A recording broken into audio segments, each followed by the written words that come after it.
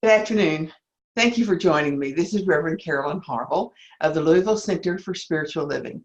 And it's a pleasure to make these little videos each week and to have you to join me to get a little bit about what we're talking about, what we're doing on Sunday mornings, and what the center is up to. And just a quick review that next week is the 22nd of September, and many of us are going to go over to O'Shea's and have lunch. It's Dutch treat, but it's a way for us to sit around and just chat for a little while. And then the last Sunday of the month, Brent Usel will be here. He is going to be talking about a sacred canopy, that covering that's sacred. So we'll see how that goes. It's a very interesting title. I also wanted to mention that our classes are coming up. We have two that we're working on filling. One is the Vision for Your Life, which that one is the second time we've offered it, but the response was so great, we just needed to offer it again. And the other one is we're going to do 7 Spiritual Laws of Success by Deepak Chopra. Both of the classes will be held online so that you can join with your computer from anywhere or you can phone in. So we continue our September theme of being good stewards of planet Earth.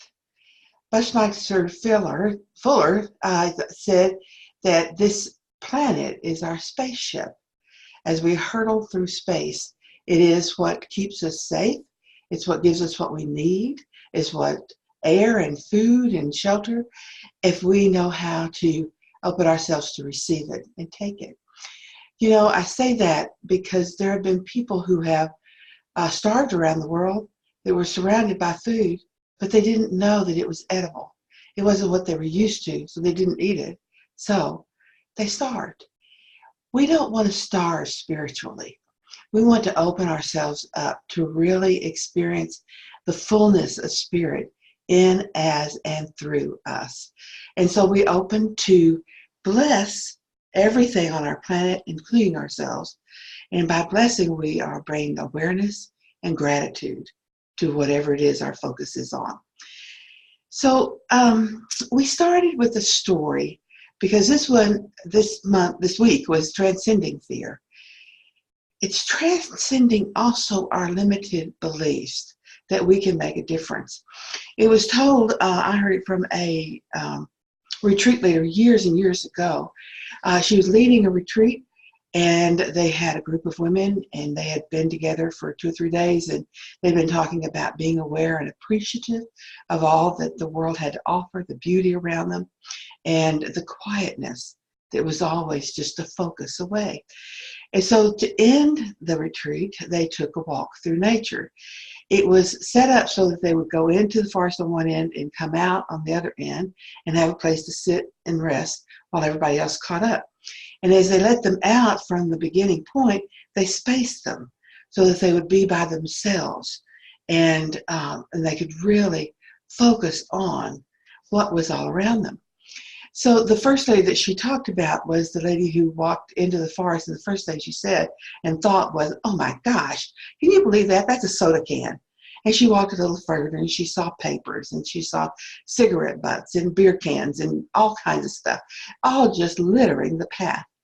And by the time she got to the other end of the path, she was not peaceful at all. She was just very frustrated with people who just don't think right and do right. Well, the second lady came through, and as she came out of the forest, she had taken her jacket and turned it into like a bowl or basket or whatever to hold things.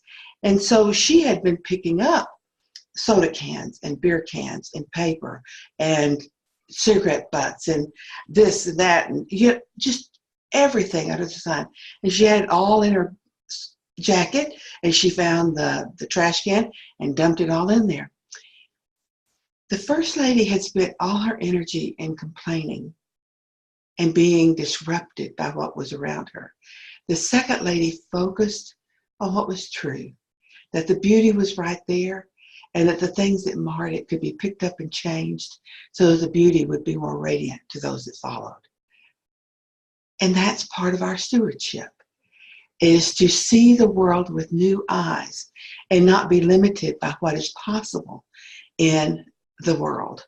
What is possible to bring it to a place where it works for everyone, including the planet and all those that live on the planet, whether they're trees or insects or people or whatever. That's our call to do that, and we have the opportunity to do that. Reverend Dr. Ken Gordon said that he gave a little synopsis that you could actually find in our update. And he said, when you think about polluting the earth, it's not so much about smog and that dumping things in the rivers and too much plastic and all. It is your thoughts. Your thoughts have power. They have the power to bless, and they have the power to curse. They have the power to bring about more for everyone, and the power to limit for yourself and others what is possible. Effective prayer recognizes the power of our words, recognizes that we do not want to pollute, that we want to bless. And that recognition brings us to a place where we can see the world around us differently, and we can react to it differently. And so the thing that you can do to transform fear, that be a good steward of the earth, is to look at how you think and see, is that beneficial to all or is it not? Is it limiting? Oh, the world is bad off. We're never going to recover. Well, where there is life, there is full potential. Where there is life, there is full potential. We are not limited by what we have thought in the past, and we're not limited to what we want to think in the future. We have infinite possibilities. We can see a world that works for everyone, and we can hold that expectation close to our hearts and be aware of it and honor it and take time to smell the roses, to really appreciate the beauty that surrounds us. It's just so amazing when we do. I think I mentioned this last week that they've done some scientific studies that actually show that taking a walk in the woods benefits you both spiritually, emotionally, and physically. So I guess I would encourage you to take a walk in the woods. Maybe you don't have the native forest, the original forest to walk through. Maybe it's a park that's pruned, but nature. Go out and take a walk and let the energy and the blessing of all that you see and touch come fully into your awareness and into your presence so that you may live a fuller life. Thank you for joining me. It is always a pleasure to make these little videos and put out something to maybe give you something to think about or something to encourage you. If you have feedback, please email. You can find my email on the website at which you have a connection right there in front of you. So I won't go through that again.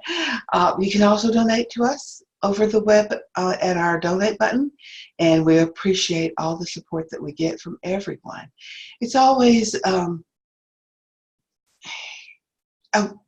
don't want to use the word challenge, but an opportunity in the summer to keep everything going the way it has been. People have a tendency to go on vacation and they forget about us. Don't forget about us. We appreciate your support, and we appreciate you. May you be blessed with a strong knowledge of how much you are loved.